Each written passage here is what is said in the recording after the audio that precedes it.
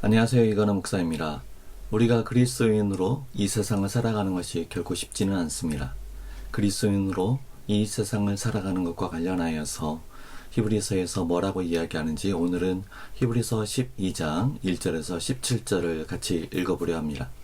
본문을 들어가기 전에 지난 시간에 읽어봤던 11장 39절과 40절을 먼저 읽어보겠습니다.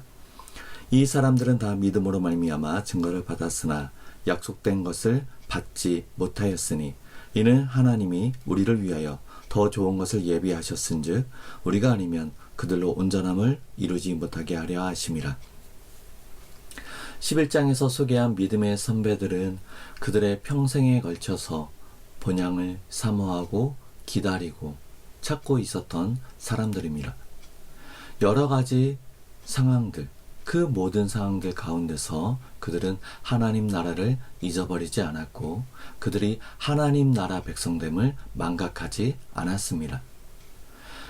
11장에서 소개한 믿음의 선배들 말고도 굉장히 많은 믿음의 선배들이 있었습니다. 그 믿음의 선배들은 39절에서 믿음으로 말미암아 증거를 받았다, 인정을 받았다는 것입니다.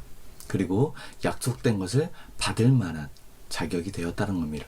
하지만 그들이 약속된 것을 받지는 못했습니다.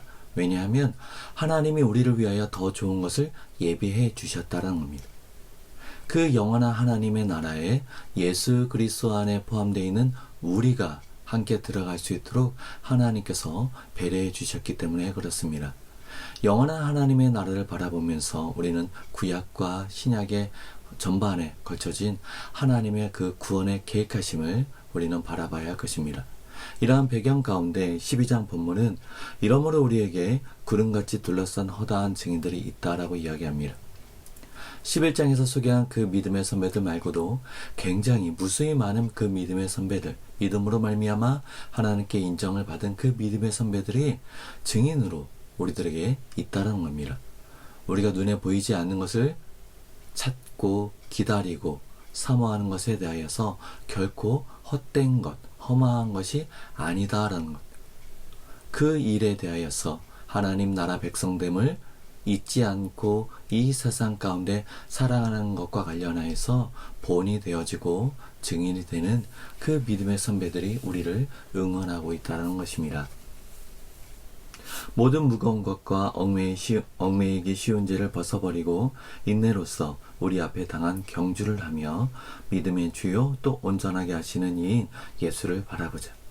그 믿음의 선배들, 그 증인들이 있기 때문에 우리는 더욱 힘입어서 우리 인생의 경주를 달려가야 됨을 이야기합니다.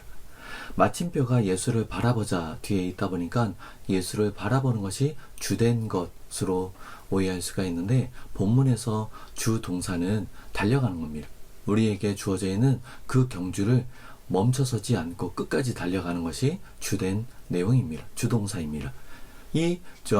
달려가는 것과 관련해서 첫 번째로는 무거운 것과 얽매이기 쉬운 죄를 벗어버리는 것, 그리고 두 번째로는 믿음의 주요 온전하게 하시는 이인 예수를 바라보는 것. 예수를 바라보면서 우리 앞에 펼쳐진 그 경주를 달려가자. 그 이야기를 하고 있는 것입니다. 예수는 누구냐면 믿음의 주요 온전하게 한다라고 번역되어 있는데 여기서 믿음의 주라고 하는 이 표현은 2장 10절에서 구원의 창시자로 번역된 그 창시자와 같은 단어입니다. 그런 맥락에서 본다면 믿음의 창시자, 믿음의 첫 시작이고 온전하게 한다는 것은 종결자, 완성시킨다는 겁니다. 우리 믿음의 대상이고 우리 믿음의 내용이신 예수 그리스도 처음 시작이시며 모든 것의 완성이 되시는 그 예수를 바라보면서 우리 앞에 펼쳐져 있는 믿음의 경주를 달려가자. 그렇게 12장을 시작합니다. 그렇다면 예수는 누구이신지 2절 그는 그 앞에 있는 기쁨을 위하여 십자가를 참으사 부끄러움을 개의치 아니하시더니 하나님의 보좌 우편에 앉으셨느니라. 너희가 피곤하여 낙심하지 않기 위하여 죄인들이 이같이 자기에게 거역하신 일을 참으신 이 예수님을 생각하라. 예수를 바라보자라고 이야기하면서 그 예수님에 대한 소개를 하고 있습니다. 기쁨을 위하여서 십자가의 그 고난을, 모욕을 참으신 그 예수 그리스도를 우리는 기억해야 됩니다. 그리고 죄인들이 자기에게 거역하신 것들에 대해서 이어지는 구절을 보면 하나님의 나라를 대적하는 그 무리들에 대해서 인내로서 감당하신 예수 그리스도를 생각하고 기억하라고 이야기합니다. 우리 앞에 펼쳐져 있는 그 경주를 임하는 자세에 대하여서 인내로서 감당하라고 1절에서 이야기를 했죠. 그런데 예수님에 대한 소개를 하면서 그 예수님이 어떻게 자기에게 주어져 있는 일들을, 그 사역을 감당하셨는지 소개하고 있습니다. 이러한 이야기를 왜 하고 있을까요? 이어지는 4절과 5절을 보면 너희가 죄와 싸우되 아직 피 흘리기까지는 대항하지 아니하고 또 너희가 아들들에 권하는 것 같이 너희에게 권면하신 말씀도 잊었다. 히브리서를 받고 있는 그 예배 공동체, 이 그리스도인들이 죄와 싸우되 피 흘리기까지 대항하지 아니하였다. 각 사람의 일어나는 그 죄악된 마음들, 삶에 일어나는 그 죄와 싸운다라는 맥락보다는 앞에서 예수님을 대적했던 그 무리들, 하나님의 나라를 대적하는 그 무리들, 그 세상에 대해서 싸움을 이야기합니다. 그런 면에서 죄와 싸운다는 것은 이 신앙 공동체가 맞닥뜨리는 이 신앙 공동체를 대적하는 그들에 대항하여서 싸우는 것. 피 흘리기까지 아니하였다. 이들 안에서 순교자가 아직 나오지 않았다. 순교자가 꼭 나와야 되는가? 이렇게 가기보다는 죽음을 두려워하여 지금 멈춰서 있는 상태를 이야기합니다. 그리고 이어지는 구절 안에서 권면하신 말씀, 예수 그리스도를 통하여서 말씀하시는 하나님을 1장에서 이야기했습니다. 예수님은 하나님의 그 구원의 복음을 우리들에게 가르쳐 주시고 전달해 주셨습니다. 그 복음에 대해서, 그 말씀에 대해서 망각하고 있다는, 잊어버렸다는 겁니다. 흘러 떠나가지 않도록, 놓치지 않도록 지금 앞에서 계속 반복되는 권면들을 했었지요. 그런데 그렇지 않았, 잊어버렸다라는 것을 이 공동체에 대해서 지적해주고 있습니다. 그러면 여기서 이야기되고 있는 인생의 경주, 인내해야 되는 그 내용들, 그것들을 살펴본다면 5절에서 일렀을 때 내 아들아 주의 징계하심을 경히 여기지 말며 그에게 꾸지람을 받을 때에 낙심하지 말라. 주께서 그 사랑하시는 자를 징계하시고 그가 받아들이시는 아들마다 찌찌질하심이라 하였으니, 잠언에 있는 말씀을 인용하고 있죠. 너희가 참음은 징계를 받기 위함이라. 하나님이 아들과 같이 너희를 대우하시나니 어찌 아버지가 징계하지 않는 아들이 있으리요. 징계라는 단어는 무언가 잘못해서 벌을 받는 것, 그 의미가 강합니다. 하지만 지금 5절에서 계속 이야기되고 있는 이 징계는 훈계하다, 훈육하다라는 의미가 더 강합니다. 무슨 이야기냐면 어떤 기준에 합당하게 이르도록, 그리고 어떤 기준에 합당한 행동을 취하도록 자녀들을 훈계하는 것, 그 훈계하는 과정 안에서 체벌이 있기도 하죠. 그리고 가르쳐 줍니다. 이러한 것들을 포함하고 있는 단어를 지금 우리가 읽고 있는 성경에서는 징계하다라는 단어로 번역했습니다. 그러다 보니까 좀 오해가 있을 수가 있는데, 이 본문의 징계하다라는 것을 훈계하다, 훈육하다라는 것으로 바꿔서 읽으면 이해가 훨씬 더 쉬울 것입니다. 8절, 징계, 그러니까 훈계는 다 받는 것이거늘 너희에게 없으면 사생자여 친아들이 아니다. 하나님께서 우리를 자녀와 같이, 아들과 같이 대우하시기 때문에 우리에 대하여서 훈계하고 계시다. 좀 다르게 얘기하면 모든 자녀들, 예수 그리스도에 속한 모든 그리스도인들에 대하여서 아버지께서 훈계하고 계시다. 그러면 지금 이야기되고 있는 배경은 고난에 대한 것입니다. 모든 그리스도인들에게 고난을 통하여서 훈계하고 계시는 그 아버지, 그리고 모든 그리스도인, 모든 자녀들은 그 고난에 참여한다라고 이야기합니다. 앞에서 우리가 그리스도에 참여한다라는 표현을 사용했는데 그와 같은 맥락이 본문에서 사용되고 있습니다. 모든 그리스도인들, 그리스도 안에 속해 있는 모든 하나님의 자녀들은 그 고난에 참여합니다. 그런데 이것이 없다면 사생자이고 친아들이 아님을 드러내 보이는 것입니다. 고난에 대해서 두려워하고 있는가? 예수 그리스도를 통하여서 주신 그 말씀을 잊어버렸기 때문에 그러하다라는 것입니다. 그것을 다시금 기억해 본다면 우리 앞에 펼쳐져 있는 그 고난들, 예고되어져 있는 그 고난들에 대해서 두려워하지 말고 담대하게 맞서서 나아가라는 것입니다. 9절, 또 우리 육신의 아버지가 우리를 징계하여도 우리가 공경하였거든 하물며 모든 영의 아버지께 더욱 복종하며 살려하지 않겠느냐. 그들은 잠시 자기의 뜻대로 우리를 징계하였거니와 오직 하나님은 우리의 유익을 위하여 그의 거룩하심에 참여하게 하시느니라. 무릇 징계, 훈계가 당시에는 즐거워 보이지 않고 슬퍼 보이나 후에 그로 말미암아 연단받은 자들은 의와 평강의 열매를 맺느니라. 우리 육신의 아버지도 우리를 훈계하면서 매를 듭니다. 처벌을 하죠. 거기에 대해서 우리가 화가 나기도 하고 대들기도 합니다. 하지만 시간이 지나감에 따라서 부모들이 정한 그 기준에 이르도록 우리가 성장하고 또 그 기준에 합당하게 자세를 취하도록 우리가 다듬어졌을 때, 우리가 성숙되어졌을 때 우리는 그 부모를 뭐라 하지 않고 감사함으로 공경합니다. 하물며 하늘아버지는 더 하지 않겠냐라는 겁니다. 이 땅에 있는 아버지들과 견주어서 훨씬 더 좋은 유익을 위해서 훨씬 더 우리를 사랑하는 마음으로 우리를 위하여서 이 훈계를 행하고 있다는 것입니다. 고난 가운데 있는 그리스도인들이 잊어버려서는 안 되는 중요한 표지입니다. 아버지는 우리들의 영적인 유익을 위해서, 그래서 의와 평강의 열매를 맺을 수 있도록 우리를 훈계하고 계시다는 것입니다.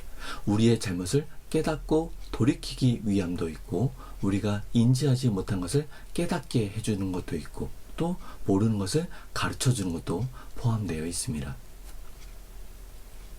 그러면 이러한 고난의 상황에 대해서 우리는 어떻게 할 것인가? 특별히 우리는 혼자 존재하는 것이 아니라 공동체로서 존재합니다. 그리고 우리가 읽고 있는 이 본문도 공동체에 대해서 이야기합니다. 생각해보면 우리는 공동체 안에서 받는 상처가 많이 있습니다. 그리고 나도 모르게 다른 사람에게 주는 상처도 있습니다. 이 모든 상황 속에서 우리는 어떻게 할 것인가? 12절, 그러므로 너희는 피곤한 손과 연약한 무릎을 일으켜 세우고 너희 발을 위하여 곧은 길을 만들어 저는 다리로 하여금 어그러지지 않고 고침을 받게 하라. 너희는 모든 사람과 더불어 화평함과 거룩함을 따르라. 여러 가지 상황이 있고 여러 가지가 이유가 있습니다. 그렇기 때문에 주저앉아 있고 멈춰 있습니다. 그러지 말라는 겁니다. 일어나서 다시 길을 걸으라는 겁니다. 12장 처음 시작할 때 인내로서 모든 경주, 그러니까 계속해서 달려가라고 이야기를 시작했습니다.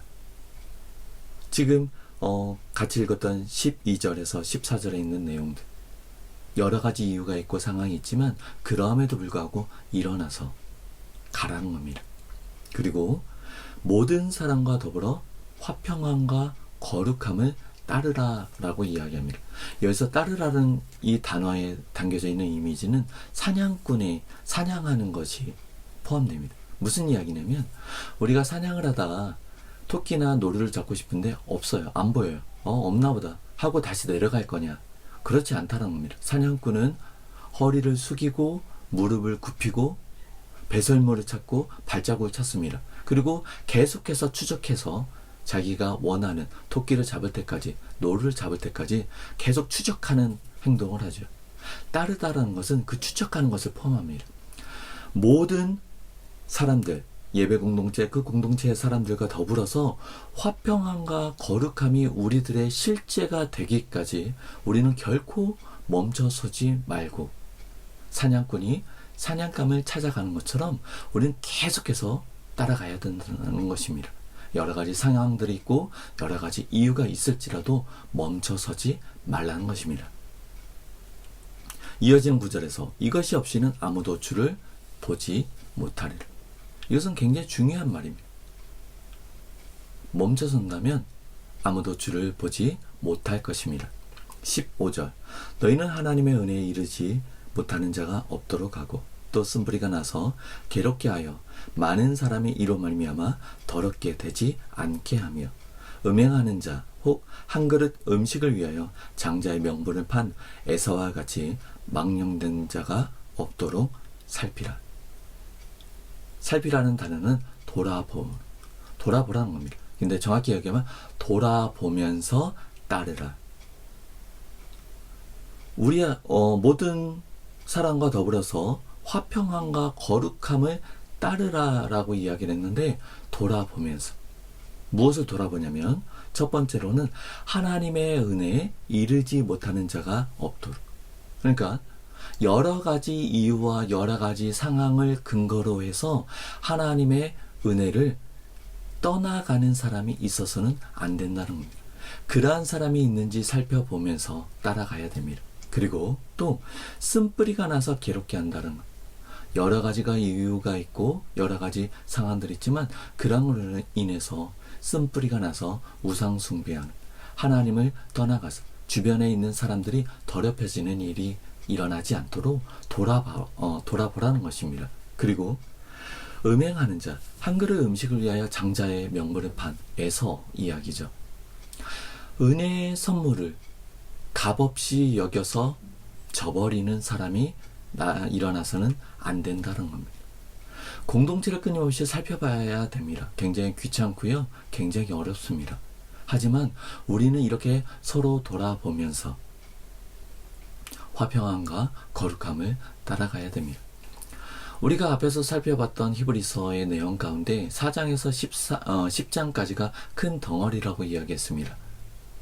우리에게 믿는 도리 예수 그리스도를 기억하면서 그 예수 그리스도를 인하여서 은혜의 보좌 앞으로 담대하게 나아가야 되는 것을 이야기했습니다. 더불어서 그 단락을 마무리 지으면서 시작되는 게 서로 돌아보아 사랑과 선행을 격려하라는 이야기를 했습니다. 지금 오늘 읽고 있는 12장 본문에서도 같은 이야기를 하고 있는 거죠. 화평함과 거룩함은 굉장히 중요합니다. 그런데 나 혼자가 아니라 부르심을 받은 예배 공동체로 더불어서 내 기준이 아니라 하나님의 기준을 따라서 부르심을 받은 그 공동체와 더불어서 화평함과 거룩함을 누리도록 우리는 서로 돌아봐야 됩니다. 하나님의 은혜를 떠나는 자가 없도록, 쓴뿌리로 인하여서 우상 숭배에 빠지는 자가 없도록 은혜의 선물을 값없이 여기는 자들이 일어나서는 안 되는, 너희가 아는 바와 같이 그가 후에 축복을 이어받으려고 눈물을 흘리며 구하되 버린 바가 되어 회개할 기회를 얻지 못하였다. 17절에서 이야기하고 있죠. 기회 있을 때 우리는 돌아보며 따라가야 됩니다. 그 기회를 잃어버리게 되면 다시 기회가 없다라는 것입니다. 이러한 이야기를 하는 이유는 우리가 예수 그리스도 안에서 하나님의 언약 백성으로 부르심을 받았기 때문에 그렇습니다. 우리가 예수 그리스도 안에 결합되어 있기 때문에 그렇습니다. 우리가 예수를 선장으로 하는 그 배에 타고 있기 때문에 그렇습니다. 예수 그리스도의 그 구원의 챔피언이 이끌어가는 그 공동체에 속해 있기 때문에 그렇습니다. 어떤 표현을 쓰든지 간에 우리는 나 혼자가 아니라 공동체로 부르심을 받았습니다. 이 공동체됨을 잊어버려서는 안 됩니다. 오늘은 여기까지 하고 다음 시간에 이어지는 구절을 살펴보도록 하겠습니다. 감사합니다.